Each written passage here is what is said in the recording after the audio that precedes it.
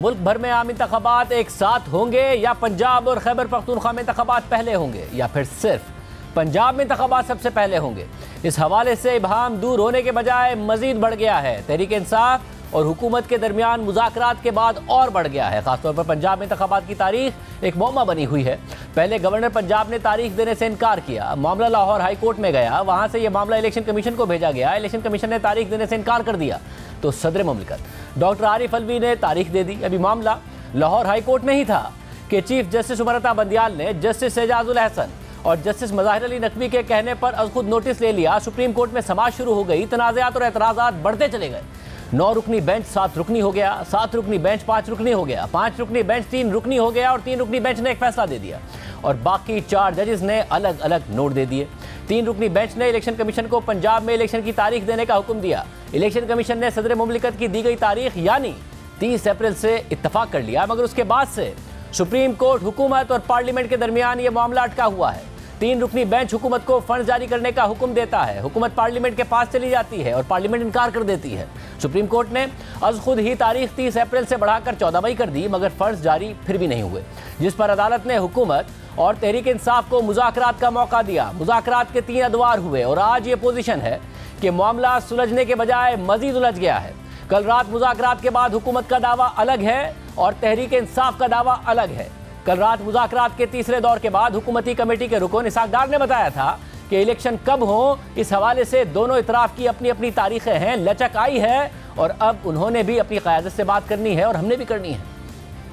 दोनों जो साइड्स हैं इस बात पर इत्तफाक कर चुकी हैं कि एक ही दिन मुल्क में इलेक्शन बेहतरी है। दूसरी जो मुस्बत उसमें आउटकम है वो ये है कि जब भी इलेक्शन होंगे पूरे मुल्क में केयर टेकर हुकूमतें होंगी। अब तीसरा जो मेन पॉइंट है वो ये है कि इलेक्शन कब हो और उस इलेक्शन के हवाले से हमारे दोनों ग्रुप्स की अपनी अपनी डेट्स हैं। लचक आई है लेकिन वो हम एक पॉइंट में भी नहीं पहुंचे। उन्होंने भी अपनी लीडरशिप से जाके दोबारा बात करनी है, हम भी हमारे भी 12 पार्टी की लीडरशिप से हमने बात करनी होती है और उम्मीद है इंशाल्लाह कि आने वाले दिनों में हम मजीद, जैसे मैं समझता हूं कि बहुत बड़ी प्रोग्रेस है।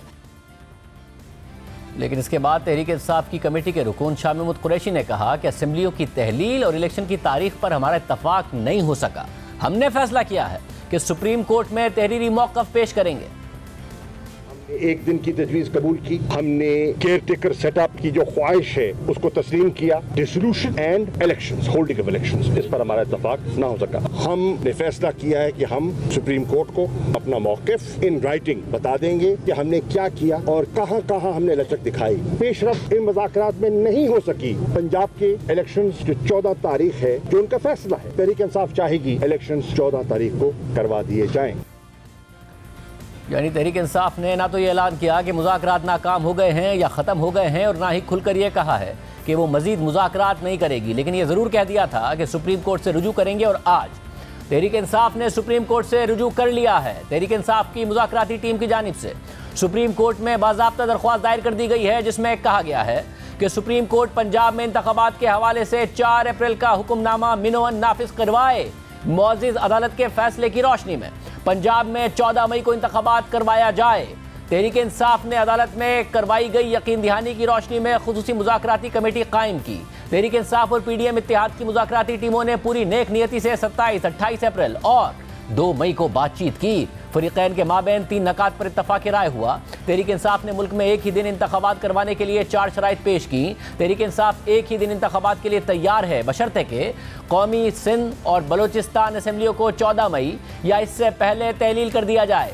कौमी और 4 सूबाई असेंबलियों के इंतखाबात तीनों असेंबलियों की तहलील के 60 दिन के अंदर यानी जुलाई के दूसरे हफ्ते में करवाए जाएँ।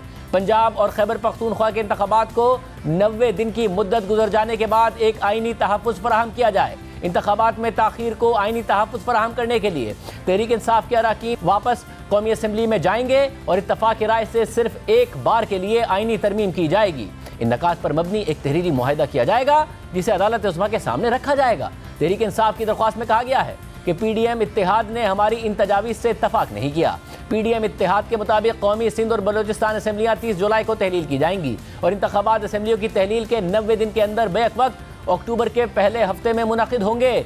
आईनी तरमीम के जरिए मुआहदे पर अमल दरामद के हवाले से आईनी तरमीम पर भी दोनों इतराफ में इत्तफाक़ राय का फुक़दान है। चुनाचे मुअज़्ज़िज़ अदालत पंजाब में इंतखाबात के हवाले से अपने 4 अप्रैल के हुक्मनामे के मिनोअन निफाज का एहतमाम करे।